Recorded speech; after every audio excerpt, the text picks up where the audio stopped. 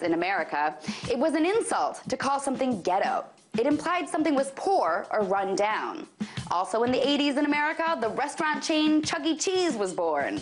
You know, the place with lame arcade games for kids, weird, dusty animatronic singing mice around the restaurant, and absolutely horrible pizza.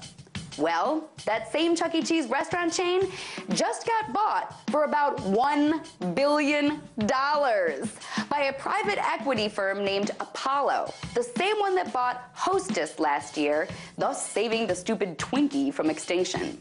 Seriously, they think that dump, Chuck E. Cheese, is worth saving for $1 billion. The restaurant is so ghetto that horrible stuff happens there all the time. For instance, it has a killer named after it, the Chuck E. Cheese killer, because a man killed 4 employees at one franchise in Colorado. A 30-person brawl once broke out at a Chuck E. Cheese in Illinois over arcade prize tickets. In a Florida Chuck E. Cheese, of course, 18 men started fighting at a kid's birthday party, which led to a shooting and multiple drug arrests.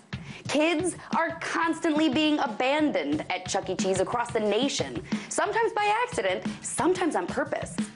A woman pulled a gun at a Connecticut Chuck E. Cheese, a grandmother was assaulted at a Michigan Chuck E. Cheese, the list goes on, to the point where gossip blogger Perez Hilton even has a whole section on his website about all the ghetto things that go on at Chuck E. Cheese restaurants. And now that same chain just sold for about $1 billion. That's what American private equity invests in. We're not putting $1 billion toward ending poverty, feeding the hungry, building clean energy infrastructure, or furthering education. Nope.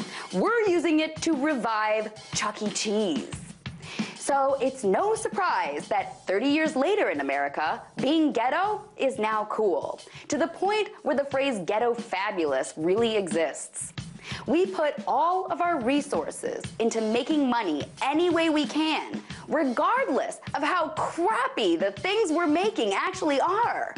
The result is that our entire country has now become one giant ghetto, complete with the world's worst pizza.